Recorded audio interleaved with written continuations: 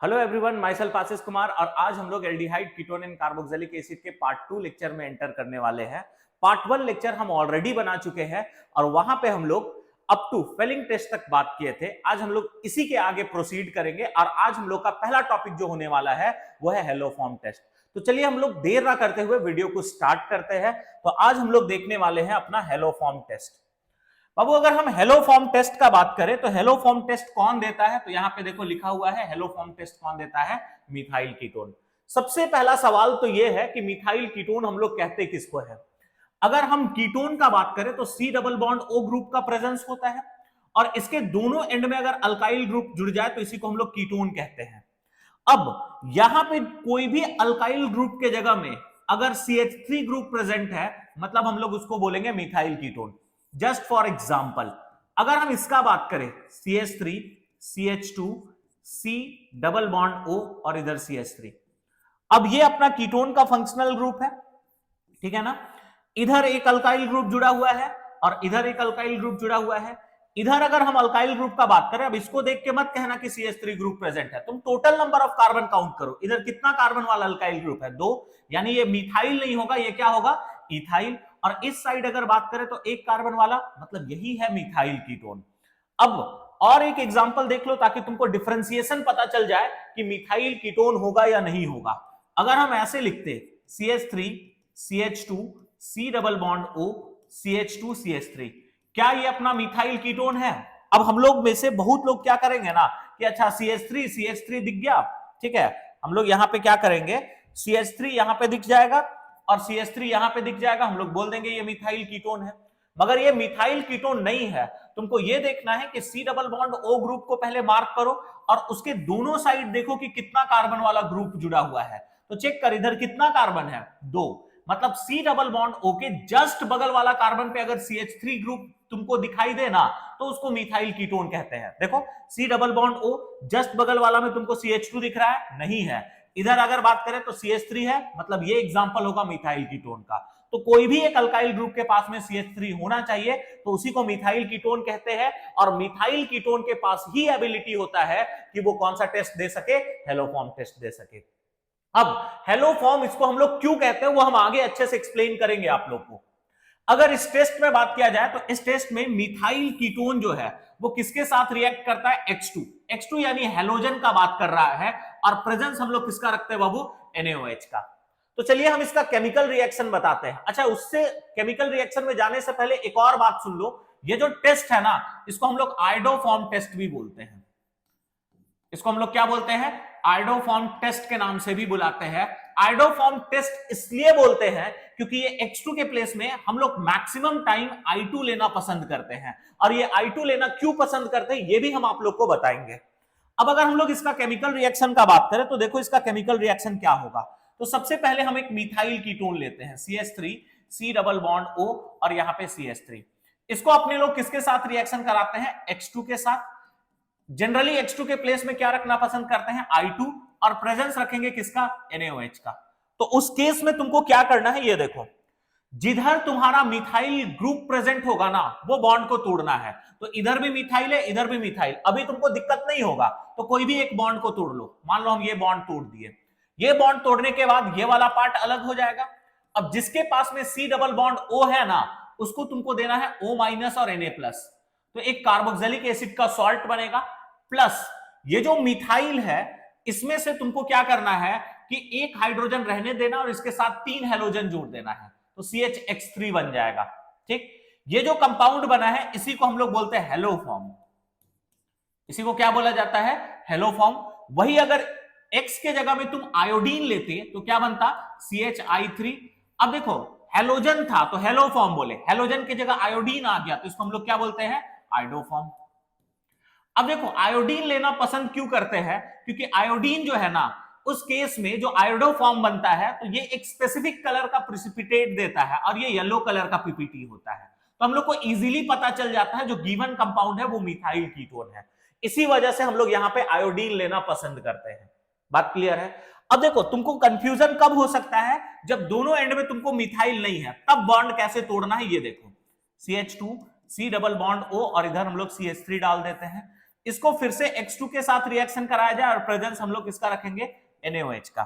अब यहां पे तुमको कौन सा बॉन्ड तोड़ना है, ये देखो, ये वाला कार्बन का कौन सा बॉन्ड तोड़ोगे, ये वाला, इधर वाला या फिर ये वाला। तो हम क्या बोले, जिधर तुम्हारा मिथाइल ग्रुप प्रेजेंट है वही बॉन्ड को तोड़ना है, मतलब ये टूटेगा, ठीक। और जिसके पास C डबल बॉन्ड O गया है उसको हम लोग को क्या देना है, तो उसको हम लोग को देना है O माइनस और Na+, और जो CH3 है उसको चेंज करना है CHX3 में। अगर तुम लोग Br लेते तो CHBr3 बनता, उसको ब्रोमोफॉर्म कहते। क्लोरीन लेते तो उसको क्लोरोफॉर्म कहते। मगर जनरली इस रिएक्शन में आयोडीन लेना पसंद करते हैं क्योंकि ये येलो कलर का प्रेसिपिटेट देता है। तो क्वेश्चन अपने से क्या क्या किया जा सकता है कि आयोडोफॉर्म टेस्ट कौन दे सकता है, आयोडोफॉर्म टेस्ट कौन देगा, मिथाइल कीटोन। मिथाइल कीटोन को कैसे पहचानते हैं ये हम आप लोग को सिखा दिए। अब हम लोग नेक्स्ट रिएक्शन के तरफ चलेंगे और नेक्स्ट रिएक्शन अपना क्या है, other compound which shows haloform test. और कौन कौन से कंपाउंड है जो हेलोफॉर्म टेस्ट दे सकते हैं उसके बारे में हम लोग बात करने वाले हैं, ठीक है।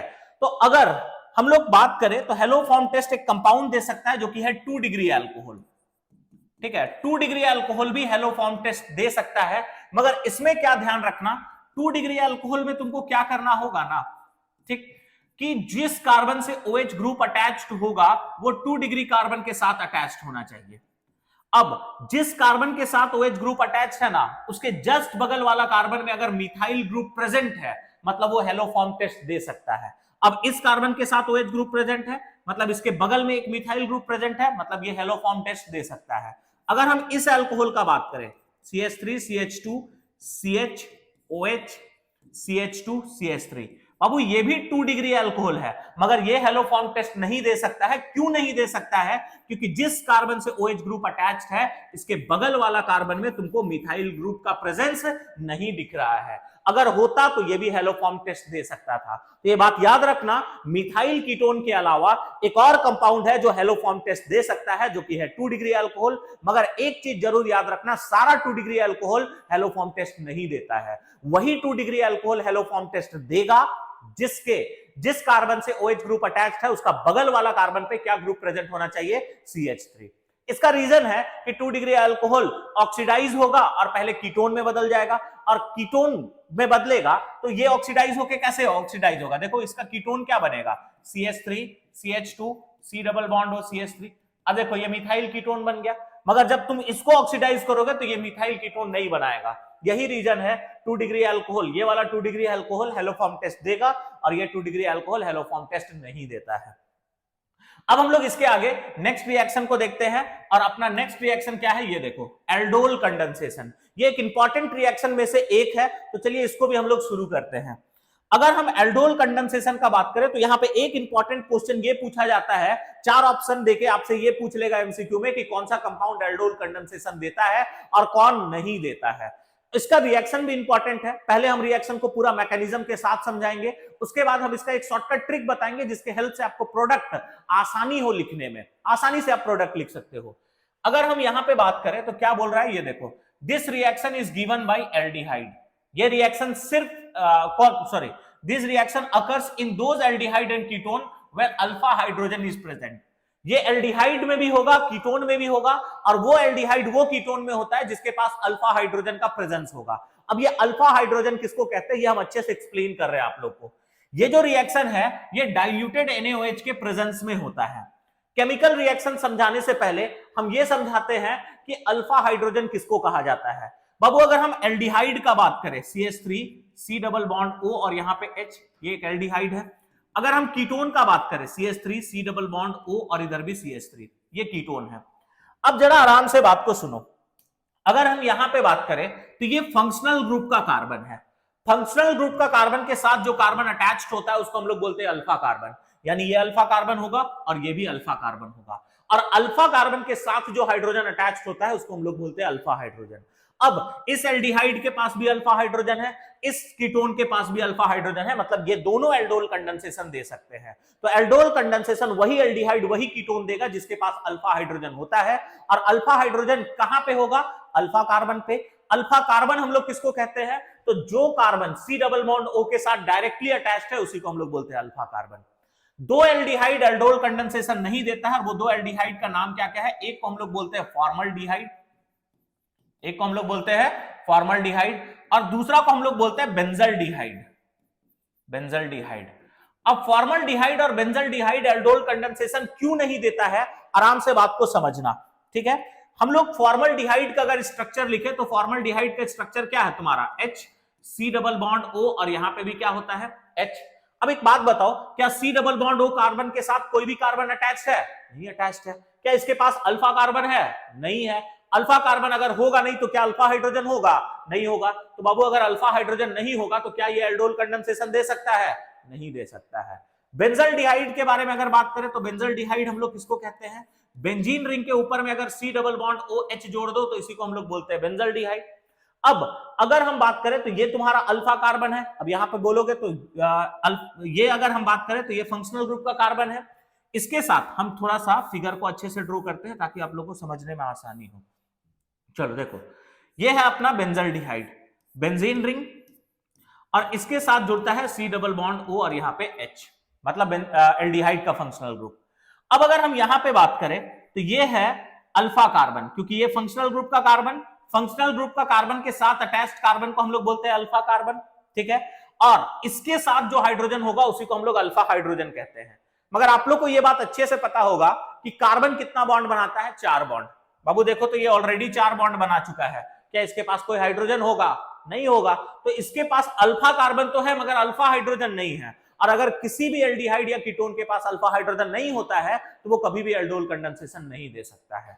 तो ये दो बात याद रखना, एल्डोल कंडेंसेशन कौन देता है और कौन नहीं देता है।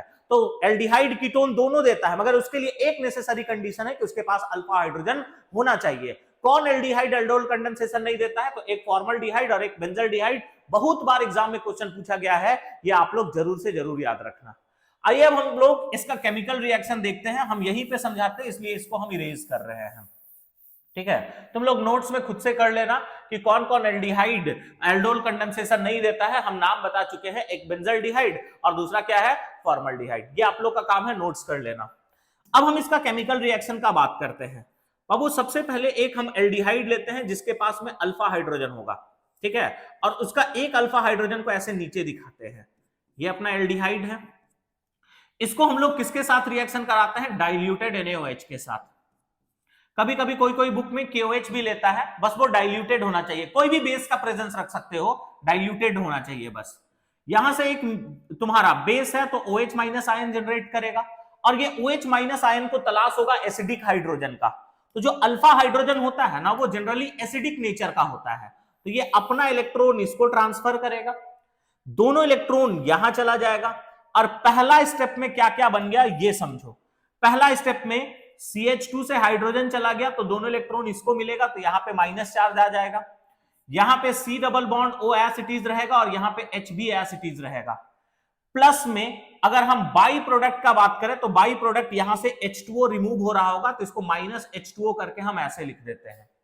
अब एक बात बताओ, जिस कंटेनर में ये रिएक्शन हो रहा होगा क्या एक ही एल्डिहाइड मॉलिक्यूल प्रेजेंट होगा, नहीं, बहुत सारा एल्डिहाइड मॉलिक्यूल होगा।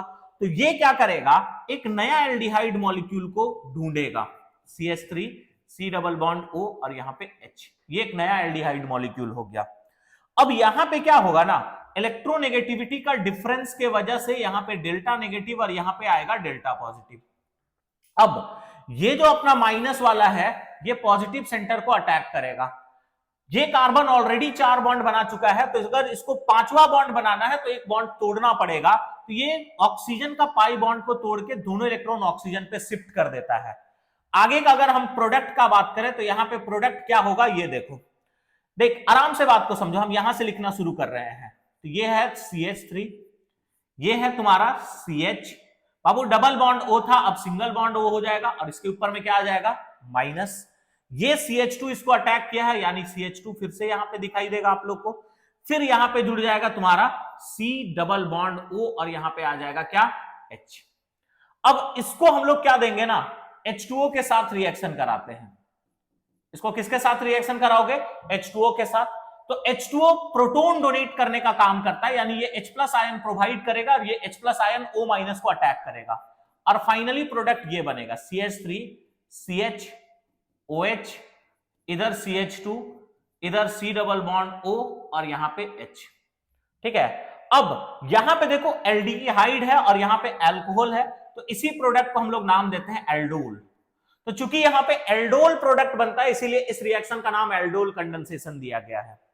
अब इस एल्डोल प्रोडक्ट को हम लोग फर्दर हीटिंग करते हैं ना, तो हीटिंग करने से क्या होगा ये देखो, सी डबल बॉन्ड ओ का जस्ट बगल वाला जो कार्बन है उसका एक हाइड्रोजन, इसको अब हम ऐसे ऊपर करके दिखा रहे हैं एल्डोल, ठीक है, एक हाइड्रोजन को ऐसे ऊपर दिखा रहे हैं।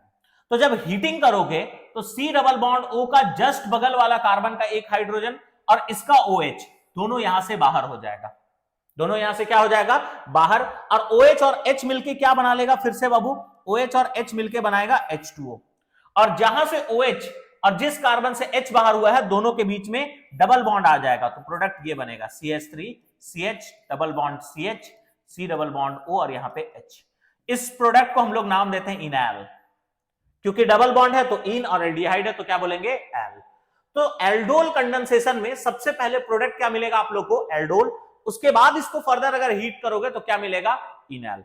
अब इतना लंबा चौड़ा रिएक्शन हम लोग याद कैसे रखेंगे, तो एल्डोल कंडेंसेशन का प्रोडक्ट लिखने का एक ट्रिक है, जैसे इसी रिएक्शन का हम प्रोडक्ट लिख के बताते हैं, ट्रिक के हेल्प से आप लोग को इजीली समझ में आ जाएगा।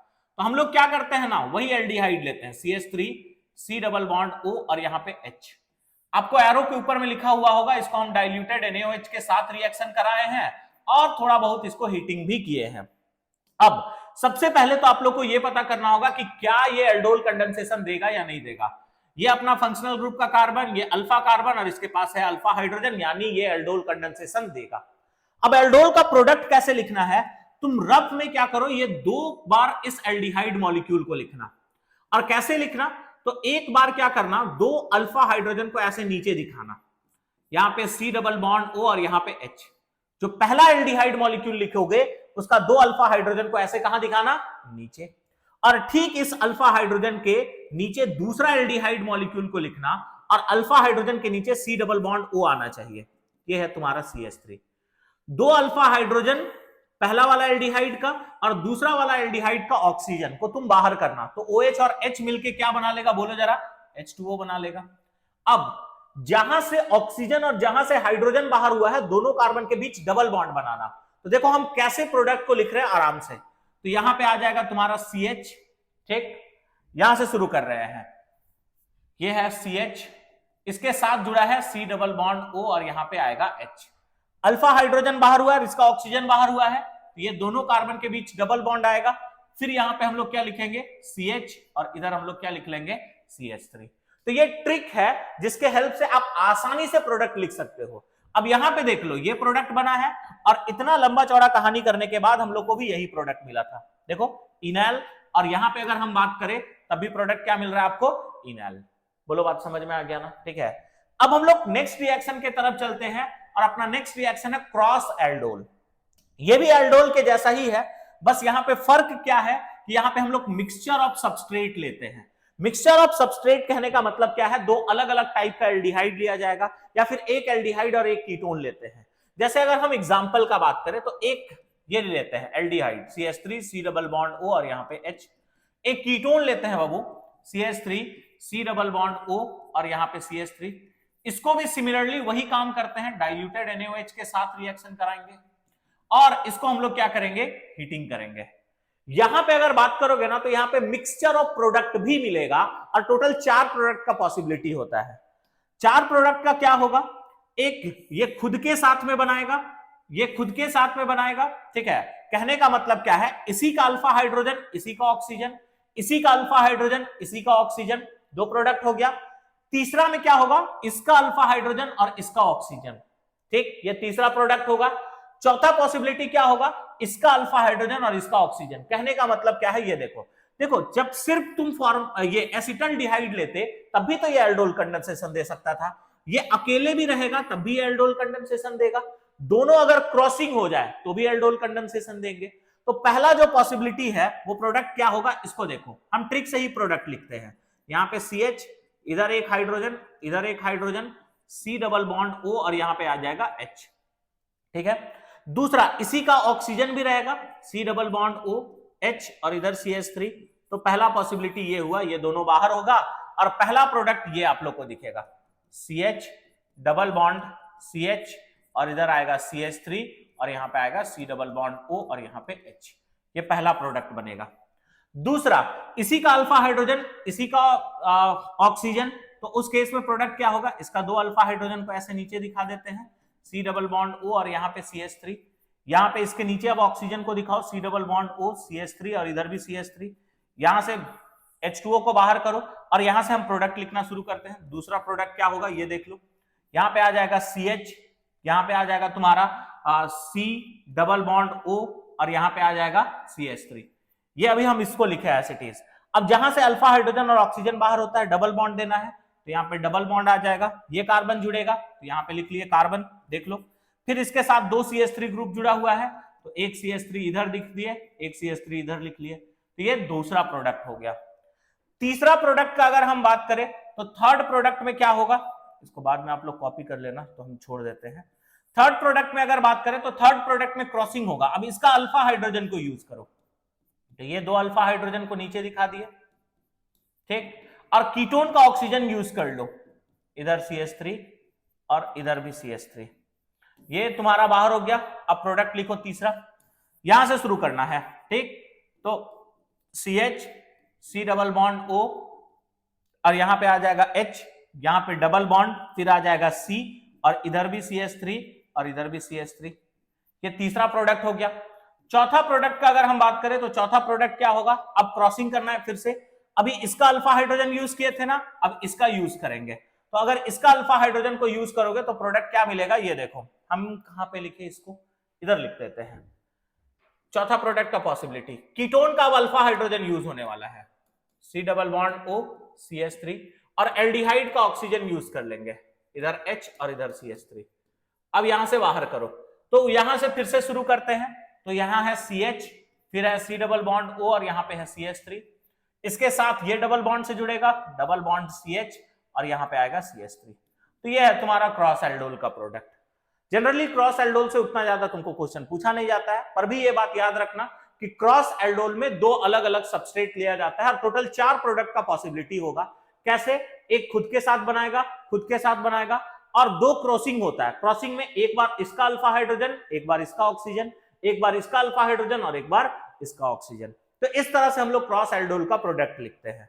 तो चलिए अब हम लोग इस रिएक्शन को समझने के बाद नेक्स्ट रिएक्शन को समझेंगे, जो कि है कैनी-जारो रिएक्शन।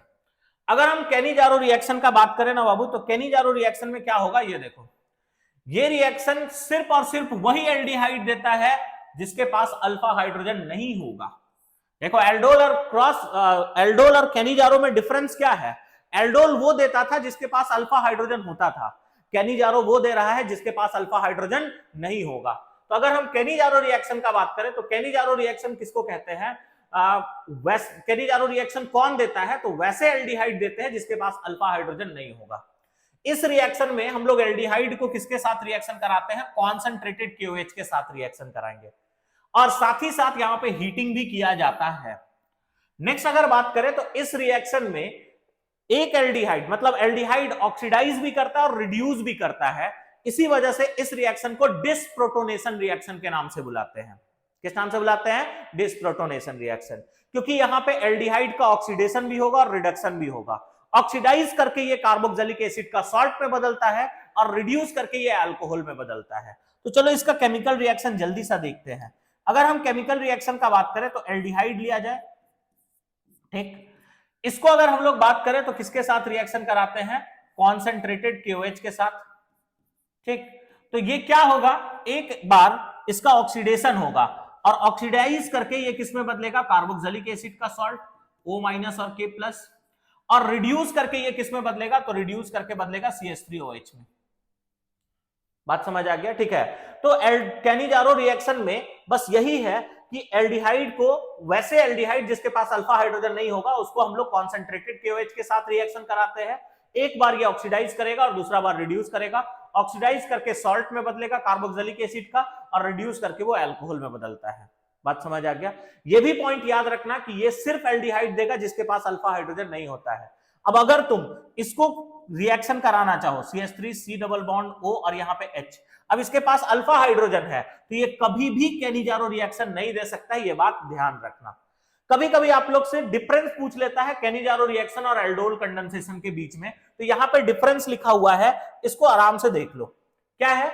सोन बाई, अगर हम लोग कैनिजारो एल्डोल कंडेंसेशन का बात करें तो shown by aldehyde and ketone where alpha hydrogen is present, जहां पे अल्फा हाइड्रोजन होगा। और यही यहां पे बात किया जाए तो shown by aldehyde which do not have alpha hydrogen, ये वो एल्डिहाइड देते हैं जिसके पास अल्फा हाइड्रोजन नहीं होगा। यहां पे अगर बात करें तो reaction takes place in presence of diluted basic medium, ये डाइल्यूटेड बेसिक मीडियम के प्रेजेंस में रिएक्शन होगा।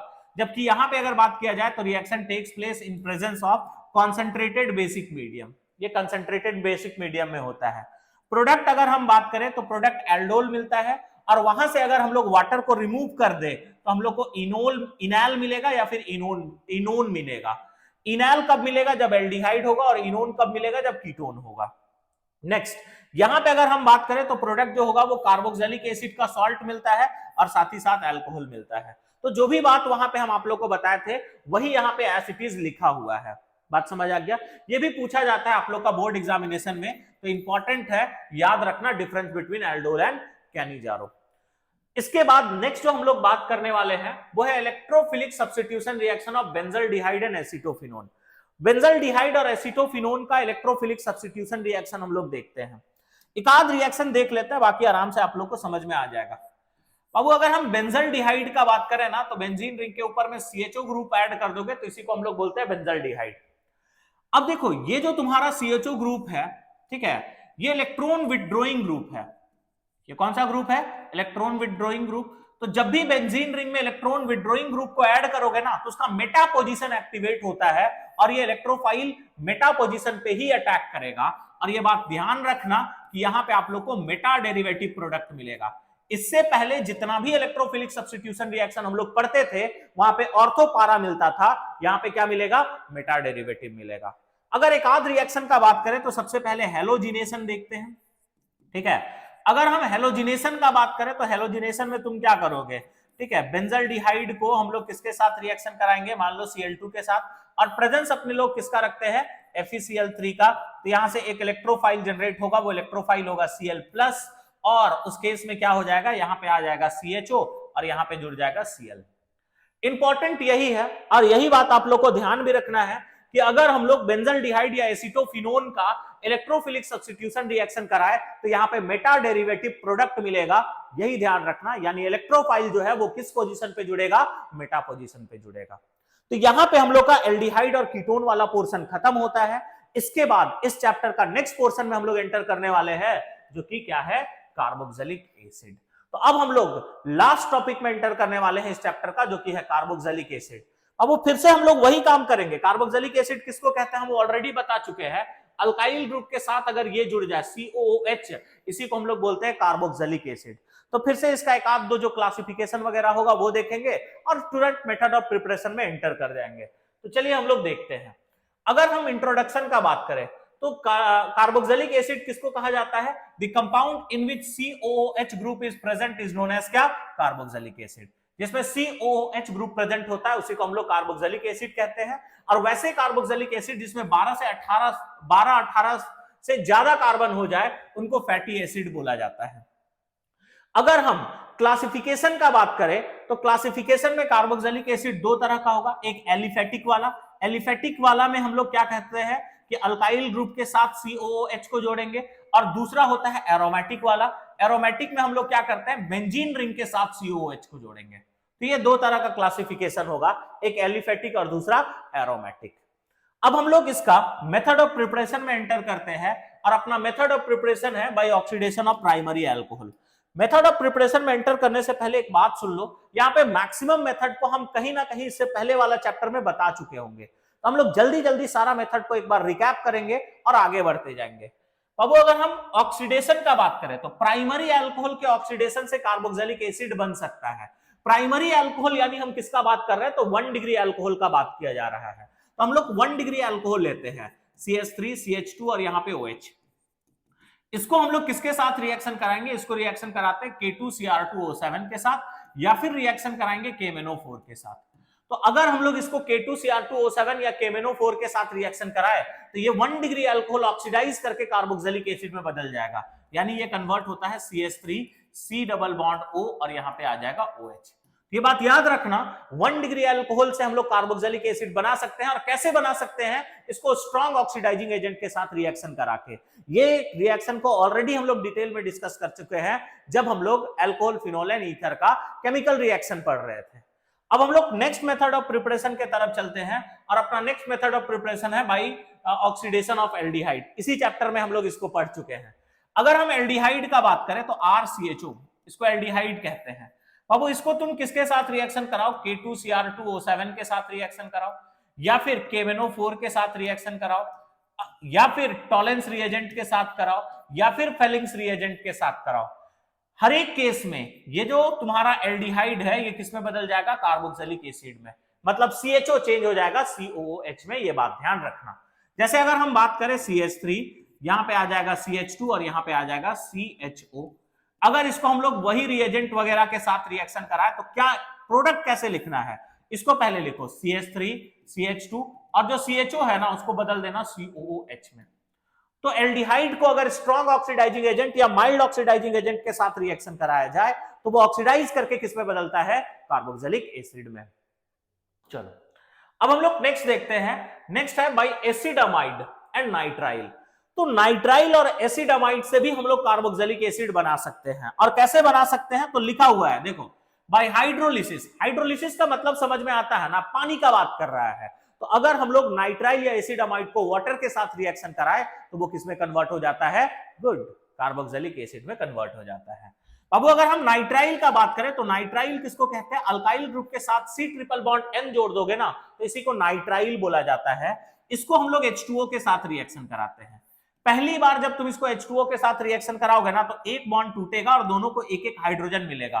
प्रोडक्ट ये बन जाएगा R, ठीक है। अच्छा, एक बॉन्ड टूटेगा, सॉरी 2 बॉन्ड टूटता है यहां पे, और कार्बन को मिलेगा डबल बॉन्ड O और यहां पे नाइट्रोजन को मिलेगा 2 हाइड्रोजन, तो ये प्रोडक्ट मिलता है।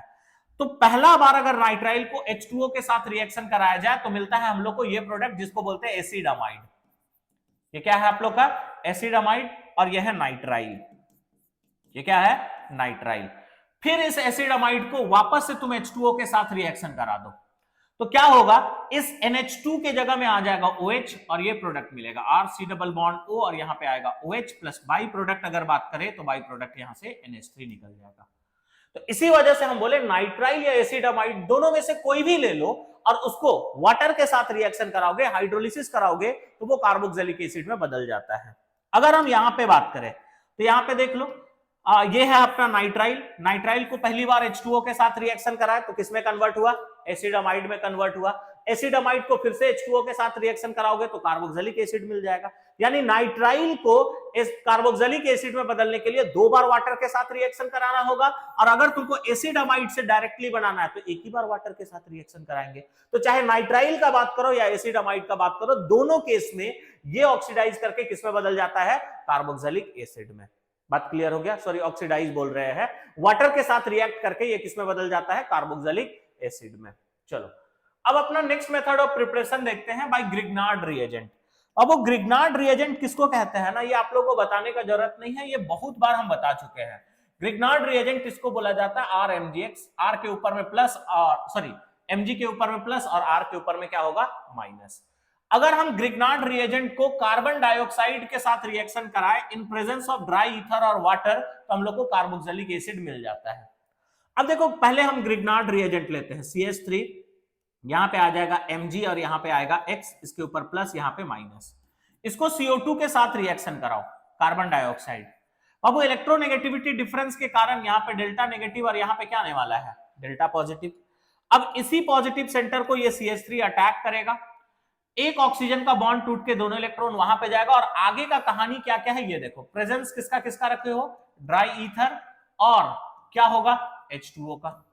अब जैसे ये कहानी होगा तो प्रोडक्ट कैसे हो जाएगा? देखो, C यहां पे डबल बॉन्ड O, क्योंकि एक ऑक्सीजन का डबल बॉन्ड टूटा नहीं है, एक ही का टूट रहा है यहाँ पे, तो यहाँ पे आ जाएगा O और इसके ऊपर में क्या आएगा माइनस, और इधर तुम्हारा जुड़ जाएगा एक CH3 का ग्रुप। बात समझ आ गया। अब यहाँ पे वाटर का प्रेजेंस है, ये वाटर इसको H+ आयन डोनेट करेगा, ये इसको अटैक किया और फाइनली यहाँ पे प्रोडक्ट क्या बन गया देखो तो CH3 C double bond O और यहाँ पे क्या आ जाएगा OH। तो ये बन गया मेरा कार्बोक्सिलिक एसिड। तो अगर हम लोग ग्रिग्नार्ड रिएजेंट को CO2 के साथ रिएक्शन कराएं इन presence of dry ether and water, तो ये भी किस में बदल जाता है, कार्बोक्सिलिक एसिड में बदल जाता है। ये आप लोग का रिएक्शन है। नेक्स्ट अगर हम लोग मेथड ऑफ प्रिपरेशन का बात करें तो नेक्स्ट मेथड ऑफ प्रिपरेशन है भाई अल्काइल बेंजीन। अब वो अल्काइल बेंजीन हम लोग किसको कहते हैं ना, बेंजीन रिंग के ऊपर में अल्काइल ग्रुप जुड़ जाए तो उसी को हम लोग अल्काइल बेंजीन बोलते हैं। जैसे अगर हम लोग इसका बात करें, बेंजीन रिंग के ऊपर में CH3, तो इसी को अल्काइल बेंजीन बोला जाता है, और ये टॉलिन है। अल्काइल बेंजीन को अगर आप लोग को बेंजोइक एसिड में बदलना है तो इसको रिएक्शन कराना होता है K2Cr2O7 के साथ या फिर KMnO4 के साथ, और यहां पे मीडियम जो होगा वो बेसिक मीडियम होगा। मीडियम को क्या रखना होगा, बेसिक, यानी बेसिक मीडियम होगा, और साथ ही साथ प्रेजेंस तुम H2O का भी रखोगे, तो ये जो अल्काइल बेंजीन है ये ऑक्सीडाइज करके कार्बोक्सिलिक एसिड में बदल जाएगा। ठीक, अगर हम लोग ये वाला भी ले, ठीक, यहां पे CH2CH3 इथाइल बेंजीन, इसको भी सेम वही सारा रिएजेंट के साथ रिएक्शन कराओ तो ये पूरा ग्रुप हटेगा और इसके जगह आ जाएगा तुम्हारा COOH, मतलब ये भी कार्बोक्सिलिक एसिड में बदल जाएगा। एक और हम रिएक्शन लिखते हैं, जैसे इसका बात कर ले, ठीक, CH3 और इधर भी CH3, सेम वही सारा रिएजेंट यहां पे भी यूज कर लो तो ये भी ऑक्सीडाइज करके किस में बदल जाएगा, बेंजोइक एसिड में। ठीक, लास्ट है तुम्हारा ये, यहां पे C, इधर CH3, इधर CH3 और इधर भी CH3, इसको भी हम लोग वही सारा रिएजेंट के साथ रिएक्शन कराते हैं तो यहां पे कोई रिएक्शन नहीं होगा, मतलब ये बेंजोइक एसिड में नहीं बदलेगा। यानी हम लोग क्या देख रहे हैं कि बेंजीन रिंग से जो कार्बन डायरेक्टली अटैच्ड है, अगर उसके पास हाइड्रोजन था तो बदला, हाइड्रोजन था तो बदला, यहां पे भी हाइड्रोजन है तो चेंज कर गया, मगर यहां हाइड्रोजन नहीं है तो चेंज नहीं किया। तो अगर अल्काइल बेंजीन को बेंजोइक एसिड में बदलना है तो जो कार्बन बेंजीन रिंग से डायरेक्टली अटैच्ड है उसके पास एक अल्फा हाइड्रोजन होना चाहिए, यानी एक हाइड्रोजन होना चाहिए, और रिएक्शन किसके साथ कराना है, K2Cr2O7 या फिर KMnO4 के साथ, मीडियम बेसिक होना चाहिए और किसका प्रेजेंस होना चाहिए, वाटर का। ठीक है, अब हम लोग नेक्स्ट मेथड ऑफ प्रिपरेशन के तरफ चलते हैं, और नेक्स्ट मेथड ऑफ प्रिपरेशन है by acyl chloride and acid anhydride. ये ग्रिग्नार्ड, ठीक है, गलती से आ गया है, इसको हम काट देते हैं। तो यहां पे हम लोग असाइल क्लोराइड और ग्रिग्नार्ड रिएजेंट के हेल्प से, असाइल क्लोराइड और एसिड एनहाइड्राइड के हेल्प से कार्बोक्सिलिक एसिड कैसे बनता है उसके बारे में बात करते हैं। अगर हम असाइल क्लोराइड का बात करें, RC डबल बॉन्ड O और यहाँ पे Cl, ये असाइल क्लोराइड है, इसको हम लोग किसके साथ रिएक्शन कराते हैं, तो इसको हम लोग नॉर्मली H2O के साथ रिएक्शन कराएंगे, वाटर के साथ। ठीक है, तो इस केस में यहां से क्या होगा, इलेक्ट्रोनेगेटिविटी का डिफरेंस होता है ना, जिसके कारण डेल्टा नेगेटिव और यहाँ पे क्या आएगा, डेल्टा पॉजिटिव। ये वाटर अपना लोन पेयर इसको डोनेट करेगा, Cl यहां से बाहर हो जाएगा, तो प्रोडक्ट ऐसा बनेगा, RC डबल बॉन्ड O और इसके साथ 2 हाइड्रोजन। ऑक्सीजन अपना लोन पेयर डोनेट कर दिया है, यानी इसके ऊपर में आ जाएगा प्लस का चार्ज। ठीक, अब यहां से जो Cl माइनस बाहर हुआ था, तो प्लस चार्ज आने से ये हाइड्रोजन से इलेक्ट्रॉन पुल करेगा, तो Cl माइनस अपना इलेक्ट्रॉन इसको देगा, हाइड्रोजन दोनों इलेक्ट्रॉन इसको दे देगा, और फाइनली प्रोडक्ट ये बन जाएगा RC डबल बॉन्ड O और यहाँ पे आ जाएगा OH, यानी ये कार्बोक्सिलिक एसिड में बदल गया। ये तो रिएक्शन का पूरा मैकेनिज्म था। एक्चुअली में आपको प्रोडक्ट लिखना कैसे है ये देखो, तो एक असाइल क्लोराइड लेते हैं, RC डबल बॉन्ड O और यहाँ पे Cl, इसको हम लोग नॉर्मली किसके साथ रिएक्शन कराते हैं, H2O के साथ। तुमको कुछ नहीं करना है, यहां पे CH3 एज इट इज रहेगा, फिर आएगा तुम्हारा C डबल बॉन्ड O, और यहां पे अगर हम बात करें तो Cl को हटा के क्या जोड़ देना है, OH, और बाई प्रोडक्ट आप लोग लिख लेना HCl। यही तुम्हारा कार्बोक्सिलिक एसिड है। एसिड एनहाइड्राइड से भी तो बनाते हैं ना, एसिड एनहाइड्राइड वाला रिएक्शन देख लो। अब वो एसिड एनहाइड्राइड हम लोग किसको कहते हैं, RC डबल बॉन्ड O, और इधर भी तुम्हारा क्या होगा, C डबल बॉन्ड O, और इधर भी एक अल्काइल ग्रुप, इसी को हम लोग एसिड एनहाइड्राइड बोलते हैं। इसको भी तुमको किसके साथ रिएक्शन कराना है, H2O के साथ। अब ये और आसान होता है, तुमको ऑक्सीजन का कोई भी एक बॉन्ड को तोड़ देना है, ठीक है, और दोनों को अलग अलग करके लिख लो, RC डबल बॉन्ड O, और यहाँ पे आ जाएगा H, ये तुम्हारा हो जाएगा कार्बोक्सिलिक एसिड। प्लस जिसके साथ ऑक्सीजन नहीं गया उसको दे देना फिर से OH। तो अगर हम लोग एसिड एनहाइड्राइड को वाटर के साथ रिएक्शन करा दे तो भी तुम लोग को कार्बोक्सिलिक एसिड मिल जाएगा। सिंपल इसका प्रोडक्ट लिखने का तरीका क्या है, आपको बॉन्ड को तोड़ना है, जिसके पास ऑक्सीजन जाएगा उसको सिर्फ एक हाइड्रोजन देके कार्बोक्सिलिक एसिड में बदल देना, और जिसके पास में ऑक्सीजन नहीं जाएगा उसमें C डबल बॉन्ड O वाले कार्बन को OH दे देना, तो तुमको 2 मॉलिक्यूल मिलेगा कार्बोक्सिलिक एसिड का। अब हम लोग बात करते हैं फिजिकल प्रॉपर्टीज में। तो फिजिकल प्रॉपर्टीज में क्या क्या है ये देखो। सबसे पहले ये है कि carboxylic acid having 1 to 9 carbon chain are liquid in state at room temperature and have not good smell. तो वैसे कार्बोक्सिलिक एसिड जिसके पास 1 से लेकर 9 कार्बन चेन होता है वो रूम टेम्परेचर पे लिक्विड स्टेट पे होते हैं और साथ ही साथ उनका स्मेल अच्छा नहीं होता है। वही अगर हम carboxylic acid having greater than 9 carbon chain का बात करें तो आर वैक्स लाइक सॉलिड, वो वैक्स लाइक सॉलिड होते हैं eight room temperature and have not good smell, इसका भी स्मेल अच्छा नहीं होता है। नेक्स्ट अगर हम बात करें तो carboxylic acid are colourless liquid, carboxylic acid जो है वो कलरलेस लिक्विड होते हैं। Boiling point of carboxylic acid is more as compared to aldehyde and ketone, ठीक है, एल्डिहाइड और कीटोन के कंपैरिजन में कार्बोक्सिलिक एसिड का बॉइलिंग पॉइंट ज्यादा होता है, ठीक है, बिकॉज इसका रीजन क्या बोल रहे हैं कि carboxylic acid forms hydrogen bond, क्योंकि कार्बोक्सिलिक एसिड कौन सा बॉन्ड बनाता है, हाइड्रोजन बॉन्ड बनाता है। वेपर फेज में ये डाइमर के फॉर्म में एग्जिस्ट करते हैं, मतलब 2 कार्बोक्सिलिक एसिड एक साथ जुड़ा हुआ रहेगा, ठीक है। लोअर कार्बोक्सिलिक एसिड मतलब जिसके पास कम कार्बन होगा वो वाटर में सॉल्युबल होगा, जबकि हायर कार्बोक्सिलिक एसिड वाटर में सॉल्युबल नहीं होगा। तो ये आप लोग का पूरा फिजिकल प्रॉपर्टीज है। हाइड्रोजन बॉन्ड किसको कहते हैं, डाइपोल डाइपोल इंटरैक्शन किसको कहते हैं, ये हम ऑलरेडी एल्डिहाइड कीटोन वाला जब फिजिकल प्रॉपर्टी पढ़ा रहे थे तो उस समय एक्सप्लेन कर चुके हैं। अब हम लोग केमिकल प्रॉपर्टीज में बात करने वाले हैं, और केमिकल प्रॉपर्टीज में मेनली हम लोग केमिकल रिएक्शन से डील करते हैं। और सबसे पहला जो केमिकल रिएक्शन है वो है रिएक्शन विद बेस, यानी अगर हम कार्बोक्सिलिक एसिड ले ले R C double bond O और यहाँ पे OH, इसको हम लोग कोई भी बेस के साथ रिएक्शन कराते हैं, यानी NaOH के साथ अगर रिएक्शन कराए तो ये सॉल्ट में बदलेगा। सॉल्ट क्या होगा, R C double bond O O minus और यहाँ पे आ जाएगा Na प्लस, ठीक है, और साथ ही साथ यहाँ पे बनाएगा H2O, क्योंकि एसिड और बेस अगर मिल जाए तो क्या बनाता है, सॉल्ट एंड वाटर। तो ये रिएक्शन विद बेस है। इसके बाद नेक्स्ट अगर हम बात करें तो नेक्स्ट है reaction with carbonate and bicarbonate. Carbonate किसको कहते हैं, तो कार्बोनेट का बात करोगे तो कार्बोनेट बोला जाता है Na2CO3 को, और बाइकार्बोनेट का अगर बात करें तो NaHCO3 को, ठीक है। तो कार्बोक्सिलिक एसिड का रिएक्शन यही कार्बोनेट और बाइकार्बोनेट के साथ देखने वाले हैं।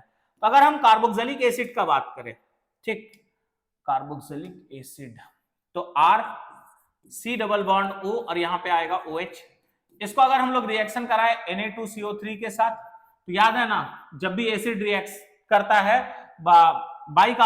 कार्बोनेट के साथ तो हम लोग को एक सॉल्ट मिलेगा R C double bond O O minus और Na प्लस, साथ ही साथ यहां से कार्बन डाइऑक्साइड गैस बाहर होता है और H2O भी बाहर होता है, ठीक। नेक्स्ट अगर हम बात करें, इसी को अगर तुम रिएक्शन कराओ बाइकार्बोनेट के साथ तो वही सेम प्रोडक्ट ही मिलेगा, NaHCO3, सेम यही CO2 और क्या मिलेगा, H2O। तो ये है reaction of carboxylic acid with carbonate and bicarbonate. Next अगर हम लोग एसिडिक स्ट्रेंथ का भी बात कर सकते हैं। अगर हम कार्बोक्सिलिक एसिड का एसिडिक स्ट्रेंथ का बात करें तो ये बात याद रखना कि सबसे ज्यादा एसिडिक स्ट्रेंथ हो जाएगा कार्बोक्सिलिक एसिड का, फिर होता है बेंजोइक एसिड, मतलब बेंजीन रिंग के ऊपर में COOH जुड़ जाए, ठीक। नेक्स्ट अगर हम बात करें तो नेक्स्ट होता है फेनॉल का, और उसके बाद होता है नॉर्मल अल्कोहल का। तो ये बात याद रखना, कभी कभी ये पूछ लेता है कार्बोक्सिलिक एसिड और अल्कोहल में किसका एसिडिक स्ट्रेंथ ज्यादा है, तो कार्बोक्सिलिक एसिड का एसिडिक स्ट्रेंथ ज्यादा होता है as compare to any alcohol.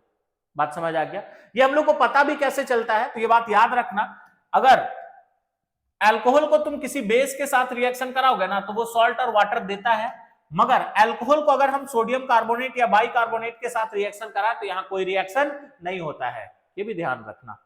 अब हम लोग नेक्स्ट केमिकल रिएक्शन के तरफ चलते हैं, और अपना नेक्स्ट केमिकल रिएक्शन है स्टेरिफिकेशन रिएक्शन। ये रिएक्शन को भी ऑलरेडी अल्कोहल फिनोल ईथर में डिस्कस कर चुके हैं, तो फिर से हम लोग यहाँ पे जल्दी से इसको भी कंप्लीट करते हैं। देखो, अगर हम बात करें स्टेरिफिकेशन रिएक्शन का तो इसमें क्या होगा, if carboxylic acid is treated with alcohol in presence of mineral acid तो एस्टर इज फॉर्म्ड। हम लोग एक कार्बोक्सिलिक एसिड लेते हैं R C double bond O और यहाँ पे ले लेते हैं OH, इसको हम लोग किसके साथ रिएक्शन कराएंगे, एक अल्कोहल के साथ, अल्काइल ग्रुप के साथ OH। तो कार्बोक्सिलिक एसिड का OH और अल्कोहल का H यहां से बाहर हो जाता है। प्रेजेंस हम लोग मिनरल एसिड यानी HCl का रखते हैं, तो OH और H यहां से बाहर हो जाएगा और क्या बना लेगा, H2O। अब जिसका जिसका बॉन्ड फ्री हुआ है वो दोनों को आपस में ऐड कर दो, तो ये तुम्हारा जुड़ जाएगा ऑक्सीजन के साथ और इधर एक आ जाएगा अल्काइल ग्रुप, ये बन चुका है एस्टर। चूंकि इस रिएक्शन में एस्टर का फॉर्मेशन होता है, इसीलिए इस रिएक्शन को स्टेरिफिकेशन रिएक्शन के नाम से बुलाते हैं। ये रिएक्शन को OH बॉन्ड क्लीवेज में हम लोग एक बार और डिस्कस किए थे जब अल्कोहल फिनोल ईथर पढ़ा रहे थे। नेक्स्ट अगर हम बात करें तो नेक्स्ट रिएक्शन है reaction with SOCl2 PCl5 and PCl3। तो जल्दी से ये भी रिएक्शन देख लेते हैं। कार्बोक्सिलिक एसिड लेते हैं RC डबल बॉन्ड O और यहाँ पे OH, इसको रिएक्शन कराते हैं SOCl2 के साथ में। तो उस केस में क्या होगा ना, बस OH ग्रुप हटेगा और उसके जगह आ जाएगा Cl प्लस बाई प्रोडक्ट का बात करोगे तो SO2 और एक बाई प्रोडक्ट होगा HCl।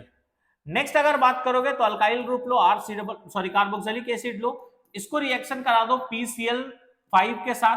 तो उस केस में क्या होगा, यहां से OH ग्रुप हटेगा और इसके जगह में आ जाएगा Cl प्लस बाई प्रोडक्ट का अगर बात करें ना तो एक बाई प्रोडक्ट निकलेगा POCl3, ठीक, और दूसरा बाई प्रोडक्ट निकलेगा HCl। वही अगर हम लोग कार्बोक्सिलिक एसिड को PCl3 के साथ रिएक्शन कराए तो उस केस में क्या होगा, OH हटेगा और उसके जगह में जुड़ जाएगा Cl प्लस बाई प्रोडक्ट का बात करोगे तो बाई प्रोडक्ट निकलेगा तुम्हारा एक ही बाई प्रोडक्ट निकलता है जो कि है H3PO3। तो ये रिएक्शन है। तो अगर हम लोग कार्बोक्सिलिक एसिड को SOCl2 PCl5 या PCl3 के साथ रिएक्शन कराए तो ये सारा कार्बोक्सिलिक एसिड में सेम प्रोडक्ट मिलेगा जो कि है एसिड क्लोराइड।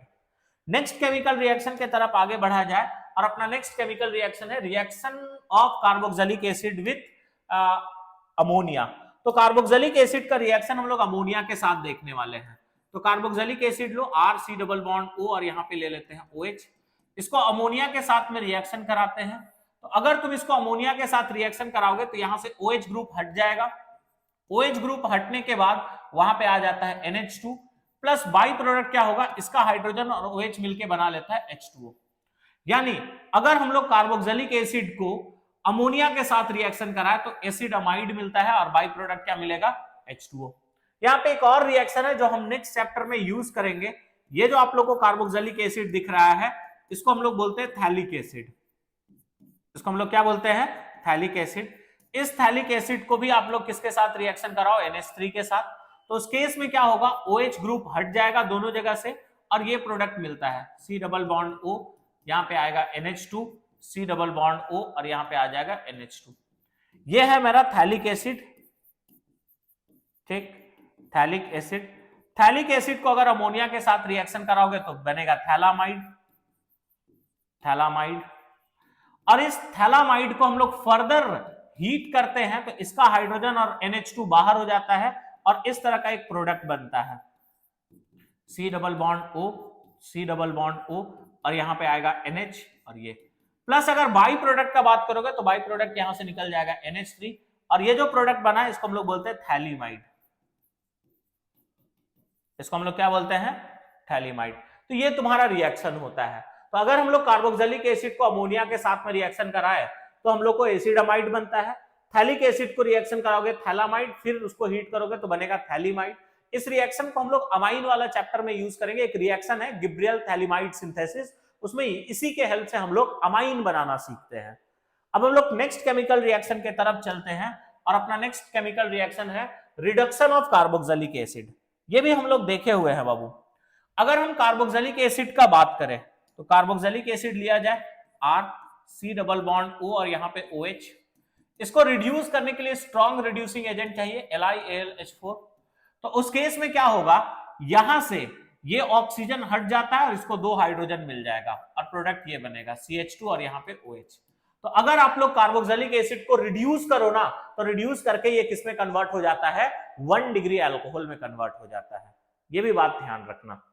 नेक्स्ट अगर हम लोग केमिकल रिएक्शन का बात करें तो नेक्स्ट है डीकार्बोक्सिलेशन केमिकल रिएक्शन। ये भी इंपॉर्टेंट है, ध्यान से देखो।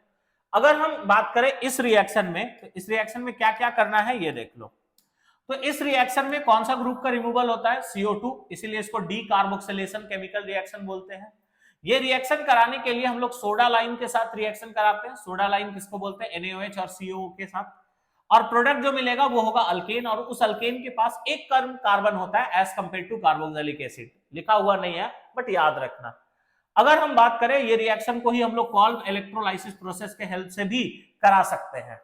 अगर केमिकल रिएक्शन का बात करोगे तो सबसे पहले हम लोग कार्बोक्सिलिक एसिड लेते हैं और इस कार्बोक्सिलिक एसिड को NaOH के साथ रिएक्शन कराओगे तो ये तुम्हारा बन जाएगा salt CO Na plus H2O।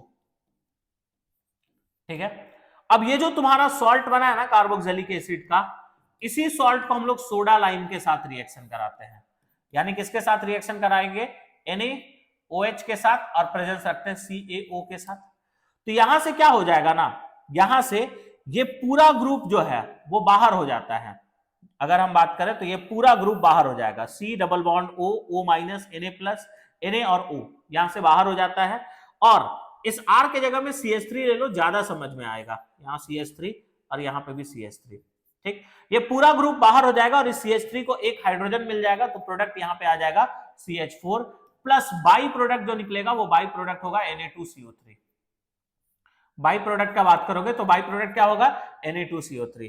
तो सबसे पहले कार्बोक्सिलिक एसिड को NaOH के साथ रिएक्शन करा के सोडियम सॉल्ट और कार्बोक्सिलिक एसिड में बदल लेना, फिर Na2CO3 के साथ यानी सोडा लाइम के साथ रिएक्शन कराना।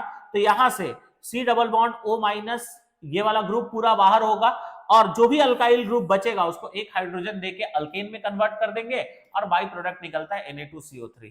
ठीक है, यहां पे चूंकि CO2 ग्रुप का रिमूवल होता है, CO2, ये मत समझना कि CO2 बाहर निकल रहा है मतलब CO2 ही तुमको दिखाई देगा, तो ये वाला ग्रुप का रिमूवल होता है, इसीलिए इसको डीकार्बोक्सिलेशन केमिकल रिएक्शन कहते हैं। आगे अगर हम लोग नेक्स्ट केमिकल रिएक्शन का बात करें तो नेक्स्ट रिएक्शन है हेल-वोलार्ड-जेलेंस्काई रिएक्शन। शॉर्ट फॉर्म में इसको HBZ रिएक्शन के नाम से भी बुलाते हैं। अगर हम बात करें तो इस रिएक्शन में क्या होता है, कार्बोक्सिलिक एसिड लिया जाए, ठीक, CH3 CH2 C double bond O और यहां पे आ जाएगा OH। इसको हम लोग रिएक्शन कराते हैं रेड P प्लस H2 के साथ और प्रेजेंस हम लोग रखते हैं वाटर का। सिंपल सा इसमें प्रोडक्ट लिखने का क्या याद रखना कि जो अल्फा कार्बन है, तो ये फंक्शनल ग्रुप का कार्बन, ये अपना अल्फा कार्बन होगा, वहां से एक हाइड्रोजन हट जाएगा और उसके जगह में आ जाता है हेलोजन। उसके जगह में क्या आ जाएगा? हेलोजन। तो इसी रिएक्शन को हम लोग HBZ रिएक्शन के नाम से बुलाते हैं। ठीक है, तो ये प्रोडक्ट मिलेगा, इसी को हम लोग बोलते हैं अल्फा हेलो कार्बोक्सिलिक एसिड। तो सिंपली याद रखना HBZ रिएक्शन में अल्फा कार्बन पे एक हाइड्रोजन हटता है और उसके जगह जुड़ जाता है हेलोजन। HBZ रिएक्शन में कार्बोक्सिलिक एसिड को रेड P प्लस H2 के साथ रिएक्शन कराया जाता है और प्रेजेंस हम लोग H2O का रखते हैं। आगे अगर हम लोग नेक्स्ट रिएक्शन का बात करें तो नेक्स्ट है electrophilic substitution reaction of benzoic acid. फिर से बेंजोइक एसिड में ही अगर बात करोगे तो हम पहले बेंजोइक एसिड लिख लेते हैं। बेंजोइक एसिड कहते किसको है? बेंजीन रिंग के ऊपर में COOH जोड़ दोगे, इसी को हम लोग बेंजोइक एसिड बोलते हैं। अब इस बेंजोइक एसिड का अगर हम बात करें ना तो इस बेंजोइक एसिड में जो COOH ग्रुप है ये भी इलेक्ट्रॉन विड्रॉइंग ग्रुप है। यानी अगर ये इलेक्ट्रॉन विड्रॉइंग ग्रुप है तो जब इसको इलेक्ट्रोफाइल के साथ रिएक्शन कराओगे तो इलेक्ट्रोफाइल कौन सा पोजीशन पे अटैक करेगा? मेटा पोजीशन पे। और यहां पे भी जो प्रोडक्ट मिलेगा वो मेटा डेरिवेटिव प्रोडक्ट मिलेगा, ये बात ध्यान रखना। सबसे पहला जो रिएक्शन है वो है नाइट्रेशन। तो चलो नाइट्रेशन वाला रिएक्शन देख लेते हैं। ये तुम्हारा COOH है, इसको हम लोग किसके साथ रिएक्शन कराएंगे? HNO3 के साथ रिएक्शन कराते हैं और प्रेजेंस हम लोग वही H2SO4 का रखेंगे। तो यहां से एक इलेक्ट्रोफाइल जनरेट होगा, वो इलेक्ट्रोफाइल होगा NO2+। अब ये NO2+ आगे क्या करता है वो आप लोग को अच्छी तरह से पता है। यहाँ पे COOH एज इट इज रहेगा और यहाँ पे जुड़ जाएगा NO2। ये पहला रिएक्शन है। दूसरा है हेलोजिनेशन। अगर हम हेलोजिनेशन में बात करें तो वही बेंजोइक एसिड अपना पुराना, इसको Cl2 के साथ रिएक्शन कराओ, प्रेजेंस हम लोग रखेंगे FeCl3 का। यहां से इलेक्ट्रोफाइल जनरेट होगा, वो इलेक्ट्रोफाइल होगा Cl+। और चूंकि मेटा डेरिवेटिव प्रोडक्ट बनता है तो ये Cl+ जो है वो कहां पे जाके जुड़ेगा? मेटा पोजीशन पे। तो ये तुम्हारा एक प्रोडक्ट बन जाएगा। नेक्स्ट अगर केमिकल रिएक्शन का बात करें, अच्छा केमिकल रिएक्शन अब समाप्त हो गया। नेक्स्ट ये बात याद रखना कि जो बेंजोइक एसिड है ना वो फ्रीडल क्राफ्ट रिएक्शन नहीं देता है। ये क्वेश्चन पूछा जाता है। और क्यों नहीं देता है? क्योंकि जो बेंजोइक एसिड वाला जो ग्रुप है वो इलेक्ट्रॉन विथड्रॉइंग ग्रुप है, तो इलेक्ट्रॉन विथड्रॉइंग ग्रुप होने के वजह से ये फ्रीडल क्राफ्ट रिएक्शन नहीं देते हैं। तो ये पूछा जाता है एग्जाम में क्वेश्चन कि why benzoic acid do not show Friedel craft reaction, तो उसका सिंपल सा आंसर यही देना कि because the COH group is electron deactivating या इलेक्ट्रॉन विथड्रॉइंग ग्रुप। बात क्लियर है? तो यहां पे हम लोग का अपना ऑर्गेनिक का तीसरा चैप्टर जो कि aldehyde ketone and carboxylic acid था वो भी पूरा तरह से खत्म होता है। होप आप लोग को पूरा लेक्चर समझ में आया होगा। इसके बाद हम लोग अब नेक्स्ट लेक्चर में मिलेंगे जो कि होगा अमाइंस का। तो अब हम लोग इसी के आगे नया लेक्चर शुरू करेंगे। तब तक के लिए पढ़ते रहिए, मिलते हैं नेक्स्ट लेक्चर में। Thank you.